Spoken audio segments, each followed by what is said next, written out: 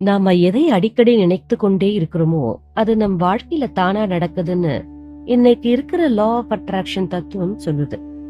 இதற்காக இன்னைக்கு லட்சக்கணக்குல பணத்தை வாங்கிட்டு எத்தனையோ பயிற்சி வகுப்புகள் நடத்தப்படுது. ஆனா ஒரு சாதாரண மனிதனால இதையெல்லாம் செய்ய முடியுமா? இது நிஜமாவே சாத்தியமா?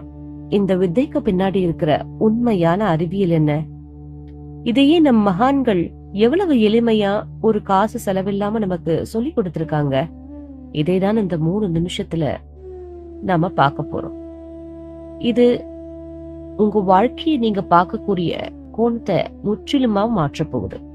நாம ஒரு விஷயத்தை திரும்ப திரும்ப நினைக்கும் போது நம்ம மூளையில ஒரு அதிர்வு உண்டாகுது. மகா பெரியவா தெய்வத்தின் குரல் தொகுப்புல இதை ரொம்ப அழகா ஆழமா விளக்கி இருக்கார். நீ எதை நினைக்கிறாயோ அதுவாகவே ஆகிறாய்ன்னு நம்ம பழங்கால ஆன்மீக நூல்கள் சொல்றத பெரியவா சுட்டி காட்டுறார். ஆனா சாதாரண மனிதனால 24 மணி நேரமும் ஒரு விஷயத்தை மட்டும் எப்படி நினைச்சுக்கிட்டே இருக்க முடியும்? அதுக்குதான் நம் மகான்கள் கூட்டு பிரார்த்தனை மற்றும் நாம ஜபம் என்ற எளிய வழியை கொண்டு வந்தாங்க. ரமண மகரிஷி அவர்கள் சொல்லுவார், உன் மனசை அலைபாய விடாமல் ஏதோ ஒரு நாமத்திலோ அல்லது இறை சிந்தனையிலோ ஒருமுகப்படுத்து. நாம ஒரு மந்திரத்தையோ அல்லது நமக்கான இலக்கையோ மனசுக்குள்ள திரும்பி திரும்பி சொல்லும் போது மனசுல இருக்கிற தேவையற்ற குப்பைகள் எல்லாம் விலகி மனசு ஒரு கூர்மையான காந்தம் போல மாறிடுது.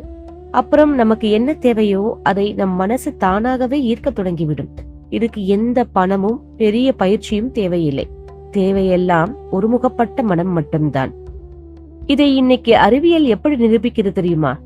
நம்ம மூளையில ரெட்டிகுலர் ஆக்டிவேட்டிங் சிஸ்டம், அதாவது RAS அப்படின்னு சொல்லுவாங்க, ஒரு பகுதி இருக்கு. இது ஒரு ரேடார் மாதிரி வேலை செய்யும்.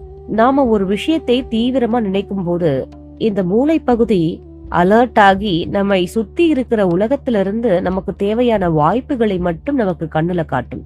உதாரணத்துக்கு, நீங்க ஒரு குறிப்பிட்ட கார் வாங்கணும்னு நினைச்சா ரோட்ல போறப்பெல்லாம் அதே கார் உங்க கண்ணுல அடிக்கடி படும் இல்லையா?